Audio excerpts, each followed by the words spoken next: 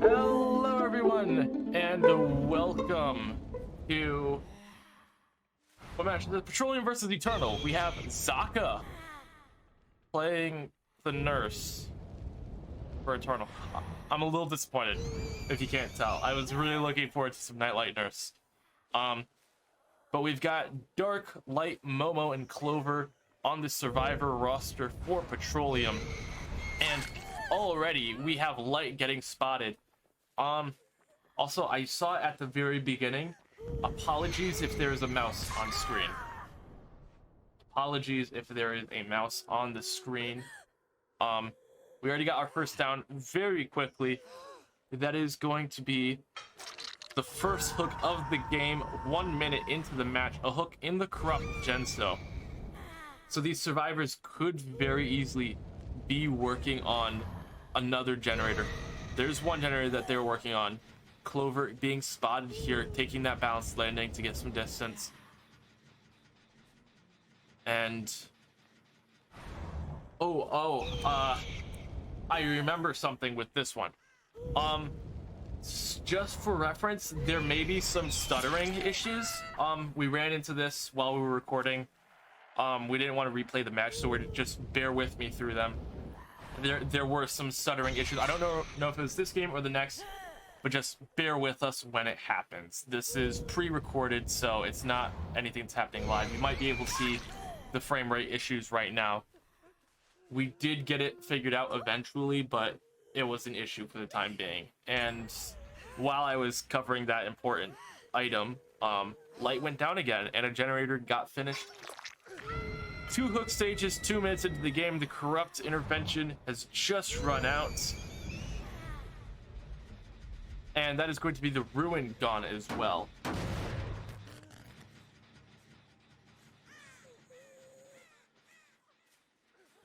And we have a loud noise notification over there, although it is not going to be, no, we're not going to hear it for some reason. Looks like we're just going to have to camp out onto Light, make sure get a survivor out of the game as early as possible. Momo showed themselves on the lorry, and it looks like we're trying to force something to happen. The question is just, how does this play out? What's the timing of it all? Does Light get pulled off this hook? That is going to be the question of the day. If the answer is no, things will be looking very bad for Petroleum right now. There's Dark coming in for the save, and is there another survivor? No! Dark was too late. There wasn't another survivor there. Momo didn't come in time to get the save. And instead, Dark just goes down. Instead of getting an unhook, you gave the killer a hook. That is not what you want, especially now that you're down a survivor. You have to be very careful. Momo manages to finish this gen. So I don't think there's a 3-gen left on the map. But you're still down a survivor. And 2 gens left to go. Okay, this is looking plus a deliverance. Things are not looking as bad as they did a moment ago.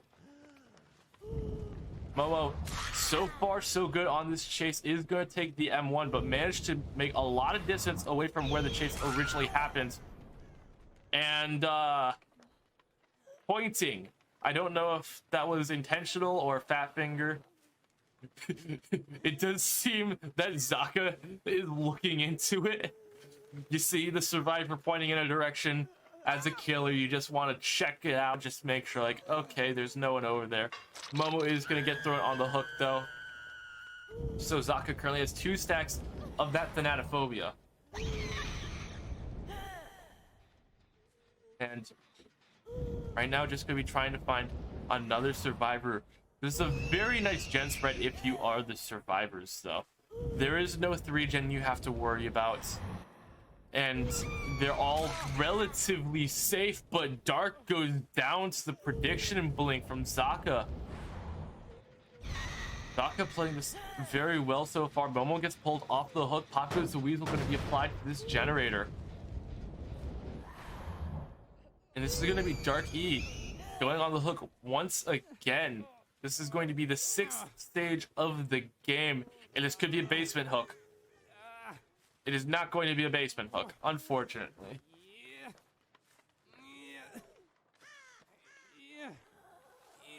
Right now, very risky hook, if I had to say so myself.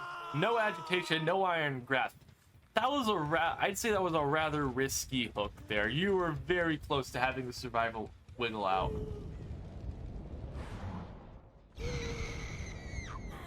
And we are going to find Momo once again. I believe that was the sprint burst he used already. Going to be taking that hit from the blink and a quick double back, but it doesn't matter. Zaka just plays it patiently and gets the hit. Dark gets pulled off the hook. And this is going to be the 2nd stage onto Momo. And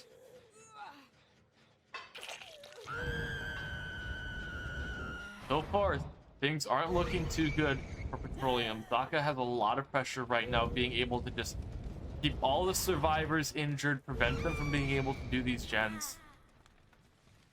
And there's the stuttering that you are... There's some of the stuttering that you might be seeing right now that was picked up on the recording. I don't know how it looks on this stream, but I can definitely see the stuttering on my end. Zaka gonna be checking this generator that he knows the survivors were working on earlier. We see the survivor running in for the save. That is Clover being spotted. Probably the other borrowed time user. Zaka gonna dry kick this generator and just force the survivors away. Momo is gonna be dead. So it's going to be a 2v1 against the nurse at 2 generators remaining. We saw something very similar in the last matchup where it was 2 survivors left trying to finish generators. Clover taking the hit now. Gonna be a quick blink through the wall right on top of Clover, and Zaka decides not to slug this survivor. Instead, gonna take the survivor, put them on a hook somewhere, and then go from there. I really do not like Zaka's trying to get for this central hook. I know it's like easier to defend by having it central and out in the open, but that is a very big risk. If the survivor wiggles you into an object and you get caught on it for like a second, that survivor gets out. We do know the survivor was here, since this generator was not regression pop going to be applied to that generator. The question is, does Dark go for any crazy play? Does he try to finish a generator and then go for the unhook or something like that?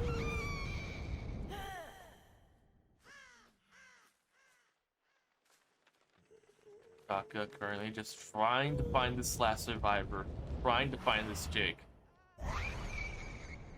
Currently nowhere to be seen.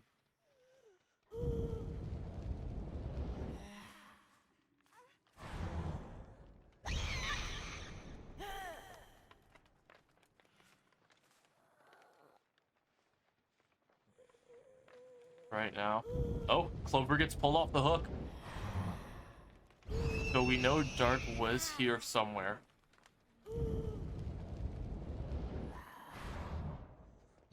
There's Dark on the hill. Now going to be taking Zaka's aggression. I believe both of these survivors are dead on the hook. Dark gets injured now. Thanatophobia going to be making it difficult for anything to get done. Plus the fact that you're injured against a nurse.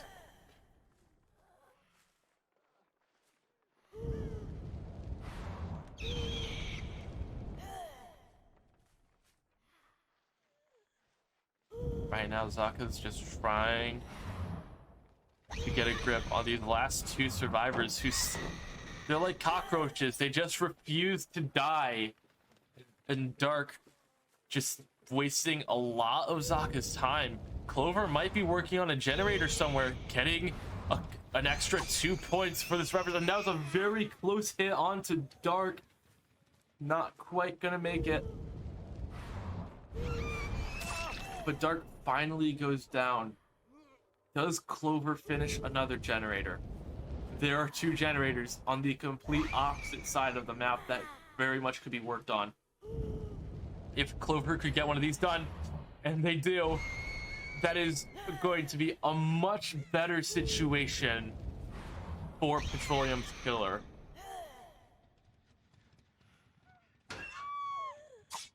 And Clover gets found in a locker. Wait, but Dark had the unbreakable. Zaka drops the survivor, decides to go for slug for the 4K.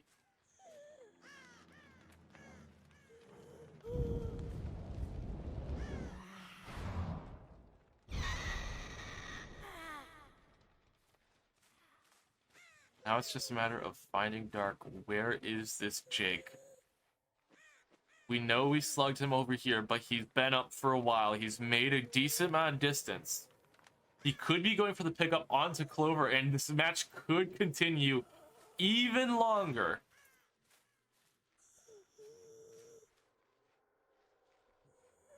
It's just a matter of what is this Jake doing. And unfortunately, I'm not spectating. Otherwise, I would click the arrows at the top and see what the Jake was doing. Oh, but Darky was just hiding. He was hiding by the door, playing for the end game. Unfortunately, there will be no end game here. Dark is in chase, and it won't be for long. Dark goes down onto the ground. Both survivors slugged. Zaka knows not to go for the pickup here because Clover is sitting on top of Hatch.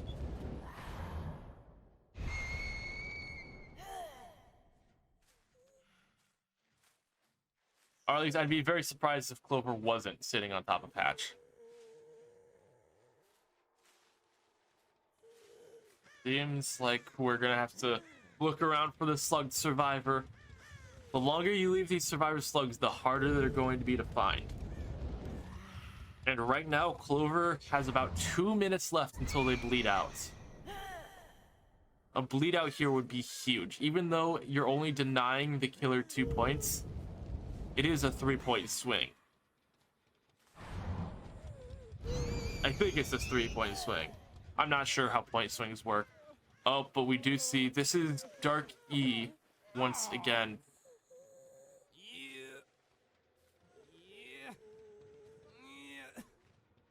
And again, Zaka going for the central hook. I swear, one of these times, Zaka's gonna go for this hook and the survivor's gonna wiggle out. But Dark is now dead on a hook. Clover could be making their way over to Hatch, but they are nowhere to be seen. Zaka's just gonna close the hatch for safety, and no adrenaline, so there will be no end game. The question is, what happens first? Does the end game collapse timer run out? Does the bleed out timer run out? Or does Zaka find Clover? He's been slugged for a long time now. Clover could be literally anywhere. But instead, he's right here under a hook, waiting for the game to be over. And with a score of 8-28, that's not too bad of a score. I mean, this is Cold Tower, so 4Ks very much are viable. But I mean, I have to say, for as much pressure as Zaka had, I am really impressed with Petroleum's ability to perform. They managed to crank out, well, let's see. Who was it? Light died at 4 generators, and they managed to finish 3 more after that. That said, obviously, a 4K is nothing to scoff at. Zaka played very well. But I'd say the survivors of Petroleum did a really good job managing to keep their head above water for as long as possible. I think we're going to go into a break. I think this one might be a little bit longer. I need, like, sort of a mental break just so I can, like, So I'm sure you guys can tell. I know when the caster doesn't sound enthused, it makes it that much more difficult to watch. So I'm gonna take a mental break. Might be a few minutes. Just collect myself, get myself back in the casting game, and we will be back with Petroleum's killer on the Nurse. Hello everyone and welcome back to game 2 of round 1. We have Light playing the Nurse for Petroleum against the survivors of Eternal. We got Dan, Zaka, Sir Pickle, and Royalty. Now that little mental break I took helped a little bit, but we've been doing this for going on like 3.5 hours at this point. So I'm just gonna tank through it and hope that it works. Already Light blinking around, fighting scratch marks. Not quite finding the survivor though. I'm surprised we aren't seeing Osaka play this right now. It's typically who we see for the Nurse. And right now we do know there's a survivor by the killer shack. Instead, going to be disrupting these 2 survivors on this generator. And this is what happens when we get looping with friends. We see the flashlight come out though. Zaka manages to get hit. A little bit of Pocos, a questionable hit there. And the firecrackers were used, but they were placed a little bit too far forward. We do have the flashlight on Dan, trying to just cause some disruption for Light. Who knew Light would be afraid of the light? Right now, just gonna be blinking around, trying to find these other survivors. Pardon the mouse on the screen. And again, pardon stutters. I think this is the game where the stuttering got really bad. I'll do my best to commentate through it, but just bear with us. We got a survivor by the killer shack. I believe this is Sir Pickle. Zaka gets reset to full health. Light could be blinking on top of the hill, going for the hit. A generator gets done. Right now, things aren't looking too good for Petroleum. Sir Pickle takes a hit from the blink. Light trying to get the follow-up at this TL and blinks right on top of Sir Pickle. Blinks one more time just to be safe. And there it is, the first hook of the game. Now, Light just gonna be blinking around trying to find any other survivors. We do see Royalty here playing, well, I would say to be his signature survivor, the Claudettes. This Ruin gonna be doing a number on this generator. It is going to be regressing for a bit. Did they go for the save? It looks like they actually went for the save. Sir Pickle gets hit with that bar time. Light waits just long enough to manage to get that hit off. Dan tries to go for the flashlight, but isn't quite able to get it. And Sir Pickle should be going down here relatively soon. The preemptive flashlight, it isn't enough though. Sir Pickle goes down over the pallet. Do we see a flashlight save? There's the attempt at the flashlight save, but the angle was no good. And at some point during all of that, we are down to 2 generators remaining. If you guys recall, Zaka 4K'd Petroleum with 1 generator remaining. Light really needs to step it up.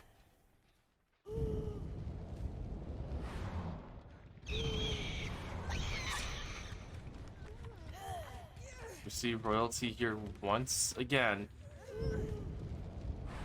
We're gonna get in a chase and a very nice hit onto Royalty. Thought that would be a prediction blink. Light did not go for the prediction blink, but the dead hard, a very nice dead hard from Royalty, buying perhaps a few more moments. No, Light is gonna go back to the hook, try and secure the kill. And another survivor, he's here. That's Dan getting the unhook onto Sir Pickle. We know Dan has the borrowed time, so Light isn't even gonna bother. Gets the hit onto Dan, try and get stages on. Never mind. Gonna be chasing Sir Pickle once again. The shack pallet got dropped for some reason, and we see the attempted flashlight save once again from Dan. And Sir Pickle gets picked up, going to be thrown on the hook, and that is going to be Sir Pickle out of the game. But there's still 3 other survivors who have had free reign of the generators for quite some time. I imagine they're going to have a lot of progress. Light needs to get 3 more kills before this last generator, or before 2 more generators can pop. And a very nice 1-2 combo from Light onto Zaka. Very well played. Gets the pop on this generator. And is probably going to go for the pickup, but wait. We know there was another survivor around here. Light goes for the pickup. There's the footsteps. No pallet save. No pallet. Maybe I think it was Royalty who was going for the save. Maybe they just misjudged how much time they had to get in position. I would have gone absolutely ballistic if there was a pallet save.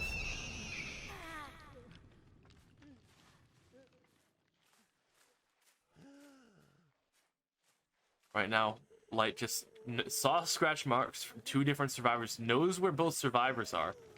Should be able to camp this, but you have to remember, when you camp a survivor, it means that you aren't protecting your generators.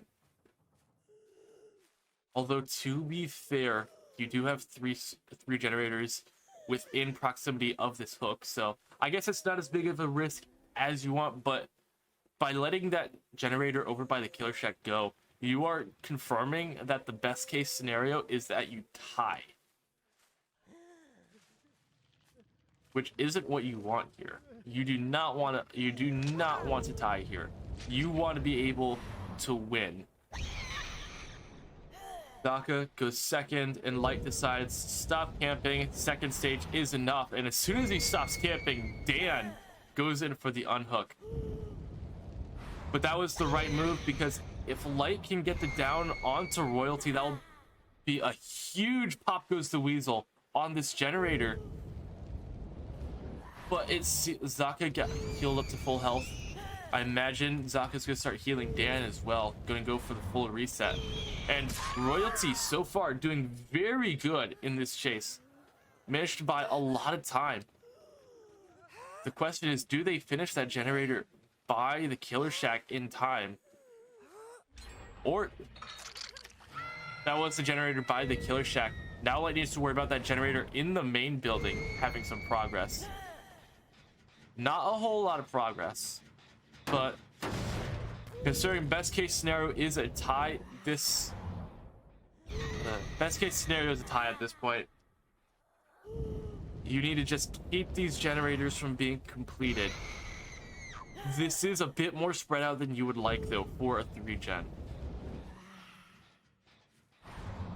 It looks like I'm gonna go for Royalty once again, try and get another survivor out of the game. Light takes the blink onto Royalty instead. Probably gonna be going back up to the main building, try and make sure that these survivors aren't getting progress for free. And Light just looking for Zaka, who is working on this main building gen. But Zaka also took that Stealth 101 class, manages to get away undetected. We have 2 injured survivors working on this generator in the middle of the pathway here. Bit risky.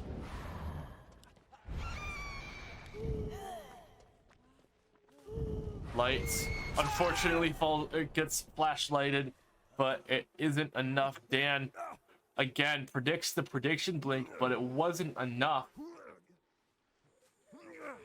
And this should be another survivor going on the hook.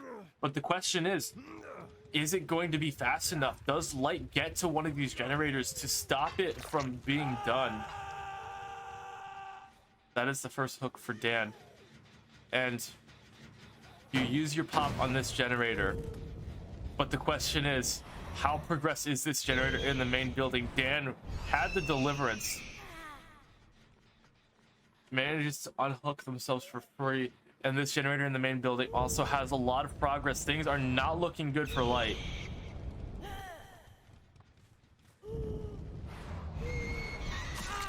Zaka now taking a hit. 3 stacks of that Thanatophobia, slowing down that generator in the middle of that pathway.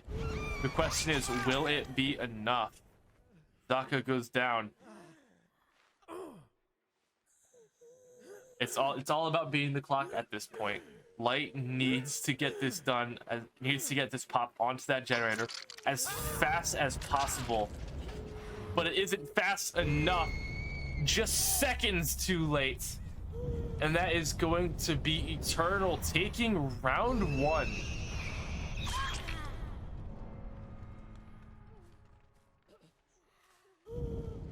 I have to say, Eternal, they might have played this differently if they knew if they had played Killer, or if they had played Survivor first.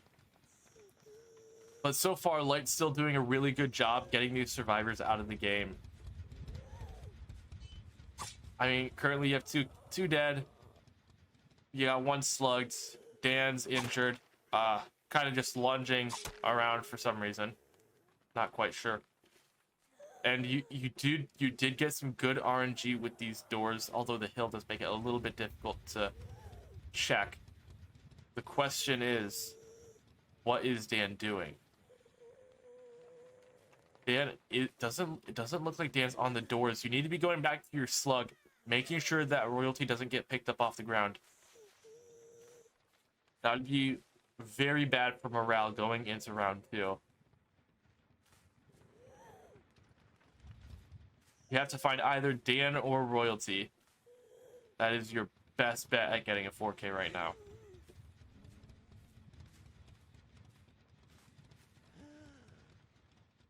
Light just looking and looking, trying to find a survivor. But there's the door. Dan's out. And now you have to worry about royalty getting out as well. You gotta close the hatch, and then you have to check a door. And pray that, okay, hatch is closed. You have to pray that royalty isn't just sitting at one of the doors. We know this is the door that has been opened. You see that? And now, oh, if I'm Light, I would honestly just be sitting at that door waiting for royalty to come to me. Because I don't think the bleed out happens before the end game timer. This is not the play for Light right now. Royalty should be just crawling for the exit gate.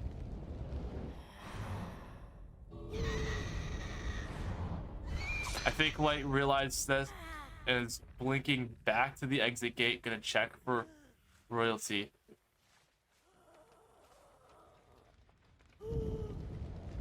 Light, you get full points if they die to endgame collapse. I don't want to be like a backseat gamer, but why are you not just sitting in front of that door? Actually, I see the conundrum now. I see the conundrum. It looks like the bleed out might actually happen. I see the issue.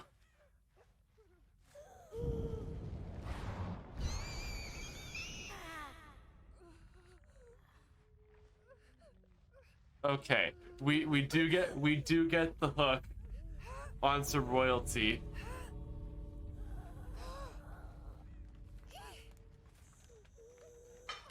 I was so worried that royalty would just be able to crawl out the door for free. Okay, I'm gonna put it in match over preemptively because that is not fun to look at.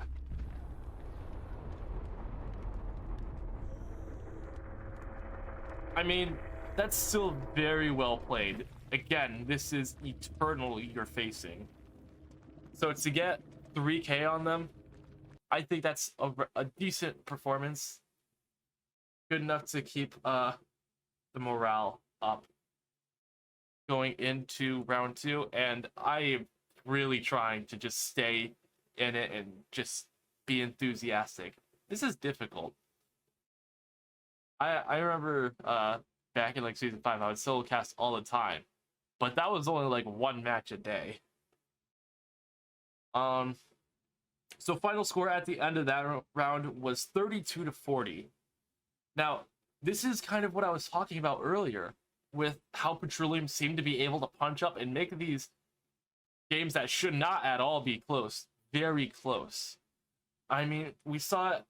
I saw it in Winter Circuit. Those matches never got uploaded to YouTube like they were supposed to. I'm hoping I could still make that happen. But I saw it in this exact matchup in the Winter Circuit qualifiers, Petroleum versus Eternal. That was a very close match. And again, we see right here, 32-40. That's a very close score and a very close result. So you see what I'm talking about now, how Petroleum is able to like punch up at these higher ranked teams. And I'm really hoping we get to see more of that in their Cenobite round right after the break. And we are back with game 1 of round 2. We have Momo playing the Cenobite for Petroleum against the survivors of Eternal. Royalty has been subbed out for Nightlight. Nightlight going to be in for this survivor round. And already Dan finds the Lament configuration, picks it up, and we are in chase with Sir Pickle. The recording started, I think the recording started like 5 seconds into the trial already. So that's why we're already so progressed with this stuff. And we're gonna be playing around this very unsafe pallet outside of the main building. But by breaking it, Momo creates a bit of distance to Sir Pickle and does not hit the chains, meaning that Sir Pickle manages to get to this extra pallet here, and a little bit of a mind game makes it so that way Sir Pickle slips up, is able to get the hit, and drops the shack pallet, just trying to get even more distance. Now running over into the corrupt side of the map, Momo decides, no, not running into the corrupt side of the map, running back into the main building. Sorry, you guys could probably tell that I am getting tired.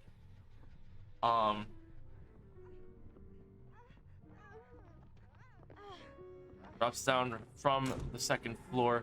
Momo not breaking any of these windows, instead bamboozle. Oh, bamboozle, an interesting perk choice for sure. Sir Pickle goes down as the first generator gets completed. It is going to be thrown onto the hook. No tears. They are a waste of good suffering. I hate his voice lines. They just I'm talking to myself, rambling on and on about a pre-recorded match that I've already seen, and he just decides, I'm going to talk about suffering and stuff. Like, rude, cutting me off like that. Now that I'm done ranting about how I hate the voice lines, yeah, it looks like we're just gonna have a camp here onto Sir Pickle. Dan again on that, he's on that puzzle solving duty, solving that Lament configuration, and we have a survivor above us working on that generator. But unlike what we saw with, oh, we have a 2-man save coming in here. Dan and Zaka coming in for the save. Dan takes the hits, and very nice body block from Zaka. Momo just gonna wait out the borrow time, gonna just follow onto Sir Pickle.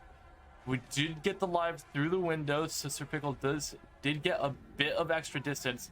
Now forced to drop down, and Sir Pickle goes down. Assassin, the attempted flashlight save, and again I'm getting cut off by this guy's voice lines. Wait, where did the generators go? Where did the generators go? I stopped paying attention to that gen counter for 2 minutes, and it goes from 4 generators to 1 generator.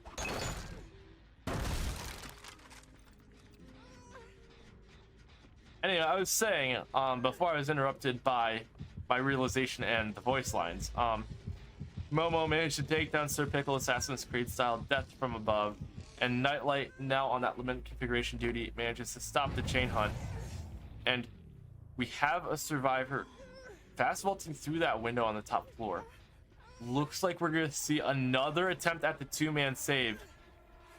Zaka got headed off, and that's Nightlight being chased now. Callie gets dropped, and is Momo able to force the kill? He is not. Nightlight manages to get the save onto Sir Pickle, and it looks like we're gonna just have a repeat of what happened last time, where we're following Sir Pickle a bit of a different route this time. Decides not to go up, instead gonna drop down. Do we have a body block coming in though? Fakes the window. It's a good fake. Momo takes the swing for it, but now we have that bloodlust. Now using this unsafe pallet, double vaulting it. We should be getting into a higher level of bloodlust. There's bloodlust too. It looks like we're just gonna bloodlust Sir Pickle. And another fake on the vault. Very well played from Sir Pickle. He's playing this chase amazingly. This is, oh, but the grab over the pallet. Last generator gets done. Nightlight solving that lament configuration. Sir Pickle is dead on hook. We do have the no-ed though, so this could turn into a 6-stage 2 kills.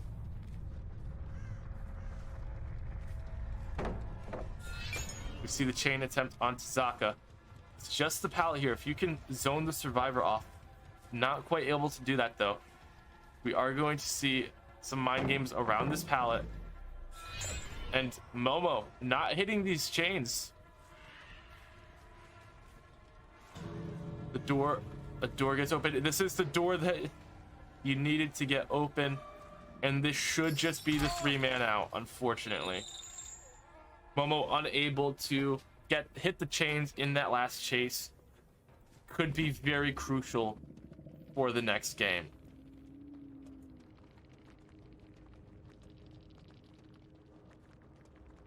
So the score at the end of that game was 7 points to Petroleum, 19 to Eternal. And we are not going into game 2. This is where things got a little interesting. Basic my voice is starting to quiver. To answer your question in the chat, these are pre-recorded games. We didn't have enough people here on Saturday to do a live stream, but we had enough people to referee the games and then record them. So we're just commentating over the recordings. I got it. The thing about having natural light as your only source of lighting is it's very finicky as to whether or not you're overexposed or underexposed. Anyway, getting back to the housekeeping item. At this point, Petroleum didn't have enough members to continue on. Dark and Clover had to leave. I don't know why, but they had to leave and go do stuff.